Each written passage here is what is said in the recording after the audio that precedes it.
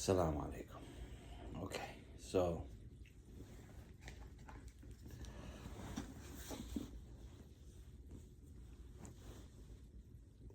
we've discussed that the subject of ilm al-usul, it is not a real science, doesn't have a particular subject, it's a filler science to help you in the process of deduction.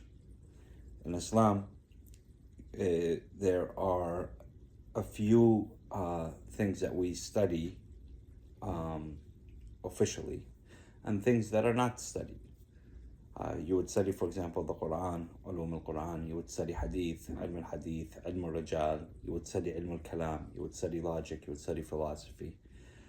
And then you are kept in a position where you have to be a jurist and you have to deduct laws. And while you're deducting laws, you notice that there's a lot of tools that are needed. Some of them are the common elements, such as what Muhammad Baqir Sadr defines what ilm al-usul is, and he believes that it does have a subject, and the subject is the common elements that are available in the process of deduction, regardless of the flaws of that opinion.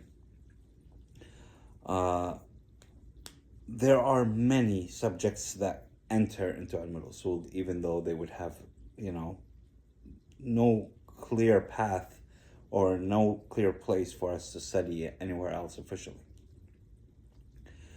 And we've discussed that there are two ways to get to the hukum. The first one is that we actually have evidence, and this evidence, be it textual or an action from an infallible source, and that is called amara, which is a path or a way to lead you to the actual hukum, the hukm al-waqi'i, even though we could never have the hukm al-waqi'i. And the other one are called the usul al-amaliyah, which are the practical procedures. These identify the legal action, however, it does not provide any discovery for what the legal action that is required for you.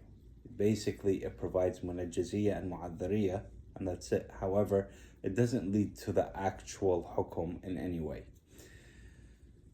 For this, we've said that there are two views. The first view is the view of haqq al-ta'a. That means Allah subhanahu wa ta'ala has the right of obedience, and this is why we go on the source of precaution for everything. So basically, if we have a possibility that something might be haram, we are going to refrain from it. And the most popular opinion, which is unjust for Allah subhanahu wa ta'ala to punish when there is no clear proof. Now, the problem that happens here is that we have a rational deduction from qubh al-iqab bila bayan, if we were to take this point of view.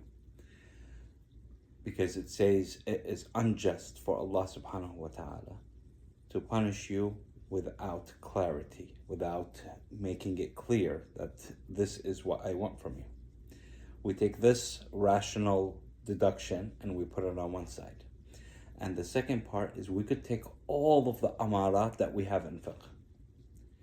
They are singular narrated mostly, and they do not provide us certainty that this came from an infallible source. So for example, in wudu, how do we do wudu? Should we wash from the elbow to our fingers, or should we start from the fingers to the elbow? In the rational point of view, we have for the usul amaliyah, which is qubh al-iqab bila bayan, if we don't have an amara, if we don't have clarity, if we don't have certainty in what we have to do, then it doesn't matter what you do, as long as you fulfill the requirement. But now we have a single narrated hadith that has a form of discovery. And this is very interesting, because what we have is that Zurara, which is a companion of Imam Ja'far as-Sadiq, he was seen doing wudu in such a way where he poured water from his elbows all the way to his fingers. And we know that Zurara is a very close companion to Imam Ja'far as-Sadiq, and he wouldn't do wudu for no reason, or, we have satisfaction that he was taught by Imam Ja'far Sadiq. So we can assume that Zurara learned this from the Imam. So it gives us a hint of discovery of the ruling. However, it does not reach to the point of certainty. And قُبْحِ الْعِقَابِ بِلَا بَيَانٍ says that it is unjust for Allah subhanahu wa ta'ala to punish us if we do not have clarity. Now, yes, this hadith does exist, but it doesn't give us knowledge that this actually occurred. It gives us a probability at most. It's a possibility that this might have happened. And this is not considered bayan. Bayan is something that is for certain. So now over here we have two ahkam that contradict each other. One of them tells you you're allowed to do it any way you want, and the other one tells you you have to do it this way. And this especially goes to the ilzamiyat, that means the things that are wajib, or the things that are haram. Because for things that are wajib or haram, you would need bayan. And if we say قُبْحِ الْعِقَابِ بِلَا بَيَانٍ, and we were to take this rational course, this rational declaration, then all of the amarat will fall. That means there is no such thing as an amara, unless we have certainty that this occurred, and you will rarely in fiqh arrive to a decree where you will be certain at all. The maximum, especially in our fiqhiyat, is you would have a high probability. That's the maximum. And that still does not reach the level of bayan. And since something cannot be wajib and haram at the same time, the legislator cannot legislate a declaration for an action that contradicts itself. What do we do with this? This is a very big problem. Muhammad Baqir Sadr answered this by saying that the amarat are hukum wad'i, they are not actionable. And the practical procedure, قُبْحِ الْعِقَابِ بِلَا بَيَانٍ, is a hukum taklifi.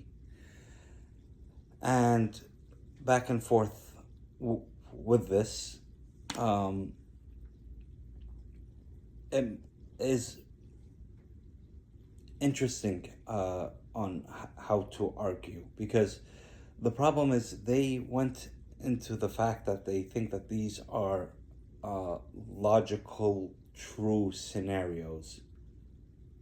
And when we're talking about logic, we're talking about reality that exists in the outside. And so in that case, absolutely, they could never contradict. But in things that are made into law, it is more of an art. So them contradicting is fine. The fact that a lot of the Usooliyin, they try to make our fiqh to be very logically produced, I think has a flaw in it.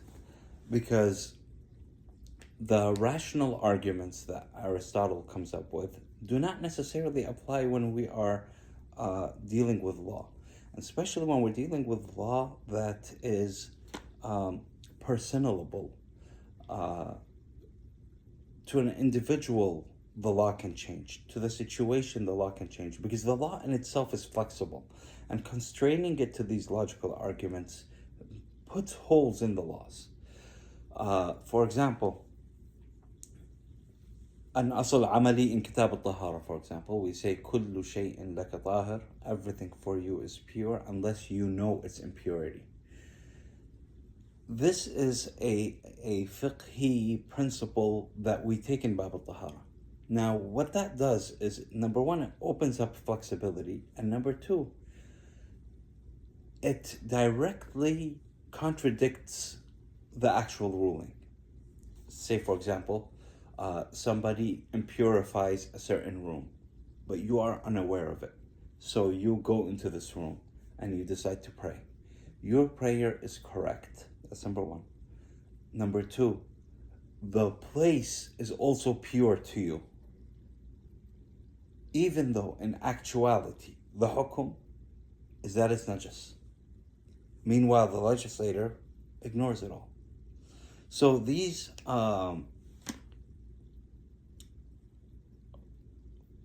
questions on trying to make it very dry and very like hard logic, and I think this is exactly why we ended up expanding too much. That's the first point. Second point is that you have to really commend Muhammad Baqir Sadr's attempt at trying to make Ilm al-Usul very logical, because he came from the point of view that nothing over here can defy logic, and so I'm going to make my jurisprudence very, very logical.